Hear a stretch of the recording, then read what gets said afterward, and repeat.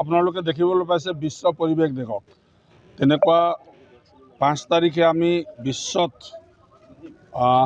বৃক্ষৰোপণৰ কাৰ্যসূচী সকলোৱে কৰে, আমি বুলি নহয়, কিন্তু তাৰ লগত সংগতি ৰাখি ভাৰতীয় জনতা পাৰ্টীয়ে ৰাজ্যিক কমিটিৰ পৰা আমাৰ নিৰ্দেশ অহা মতে আমি বিভিন্ন সন্থাহঁতক লৈ পেলাই আমাৰ কাৰ্যকৰ্তাৰ লগত লৈ পেলাই মণ্ডল কমিটিক লগত লৈ পেলাই বুথ কমিটিৰ লগত লৈ পেলাই প্ৰত্যেক বুথতে আজি মাৰ নামত এজন ব্যক্তিয়ে এটা গছপুলি লগাবলৈ আমাক ৰাজ্যিক কমিটিয়ে জনাইছিলে আৰু প্ৰত্যেক বছৰে হয়, তেনেকুৱা বুলি এই বছৰে হৈছে তেনেকুৱা কথা নহয়, প্ৰত্যেক বছৰে হয়।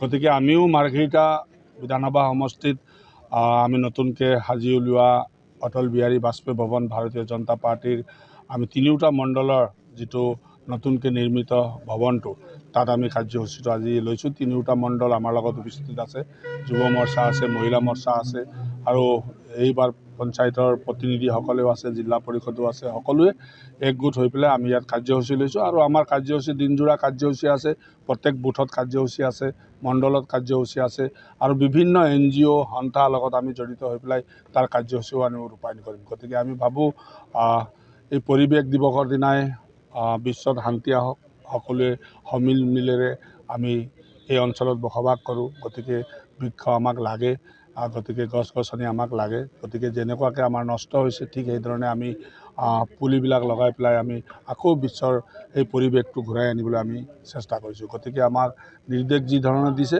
কিন্তু নিৰ্দেশ বুলিয়ে নহয়, আমি নিজে ভাবি ল'ব লাগিব, আমি নিজেও অনুভৱ কৰিব লাগিব যে আমাক গছ গছনি লাগে, আমাক উশাহ নিশাহ নিবৰ কাৰণে যিটো অক্সিজেনৰ প্ৰয়োজন হয় তাৰ কাৰণেও আমাক বহুত স্বাস্থ্যৰ কাৰণে বহুত ভাল আমি বুলি ভাবোঁ। গতিকে আমি এই দিশটো আগুৱাই লৈ যাম। প্ৰত্যেক বছৰ বা প্ৰত্যেক মাহ আমি বৃক্ষৰোপণ কাৰ্যসূচী কৰোঁ। গতিকে আমি মাননীয় মুখ্যমন্ত্ৰীয়েও আমাক যোৱাকালিৰ পৰা নিৰ্দেশ দি আছে আৰু বহুত দিনৰ পৰা নিৰ্দেশ দি আছে যে প্ৰত্যেক জেগাতে আমি 1000, 1200, 1500, লাখ তেনেকুৱাকৈ গছপুলি লগাই পেলাই আমি আগৰ পৰিৱেশ সময়ত ঘূৰাই আনিব লাগে। কিন্তু বিভিন্ন কাৰ্যসূচী লওঁতে কেতিয়াবা ৰাস্তা ঘাট বনাওঁতে, বিল্ডিং বনাওঁতে যিমান আমাৰ গছ গছনিবিলাক ক্ষতি হৈছে সেই ক্ষতিবিলাক যাতে আমি পূৰণ কৰিব পাৰোঁ, তাকে তেনেকুৱা এটা আমি চিন্তাধাৰাৰে আগবাঢ়ি গৈছোঁ।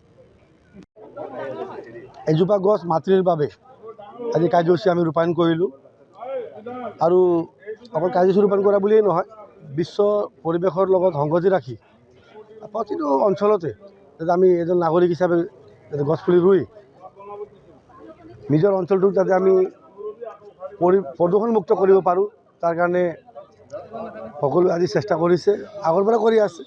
আৰু যিহেতু আমি গ্ৰাম্য অঞ্চলত থাকোঁ, গতিকে এনেই আমাৰ অভ্যাসো আছে, প্ৰত্যেক মানুহৰ ঘৰতে যাতে আমাৰ গছবিলাক থাকে। আজিকালি এনেই গছ বিশেষকৈ অক্সিজেনৰ কাৰণে আমি যদি ক'ভিডত দেখিছোঁ যে গ্ৰাম্য অঞ্চলৰ তুলনাত নগৰ অঞ্চলত ক'ভিডৰ হাৰ বেছি আছিল, যিহেতু গাঁৱত গছজোপা বা গছ গছনিবিলাক থাকে, সেউজীয়া পৰিৱেশত থাকিলে সকলো মনবিলাক যাতে সদায় সুন্দৰ হৈ থাকে। আৰু আজি বিশ্ব পৰিৱেশৰ দিৱসৰ দিনা আপোনালোকৰ মাধ্যমেৰে সমূহ ৰাইজক এজোপা গছ ৰোপণ কৰিবলৈ আহ্বান জনাইছোঁ আৰু ৰোৱা গছবিলাক যাতে আগন্তুক দিনবিলাকত যাতে ৰক্ষণাবেক্ষণ আমি সকলোৱে মিলি কৰিব লাগে, এইটো আহ্বান জনাই আপোনালোকক ধন্যবাদ জ্ঞাপন কৰিছোঁ। ধন্যবাদ। থাকিলে মানুহ থাকিব, গতিকে আজি বিশ্ব পৰিৱেশ দিৱস আপোনালোক আটাইকে বিশ্ব পৰিৱেশ দিৱসৰ আন্তৰিক শুভেচ্ছা জনাইছোঁ।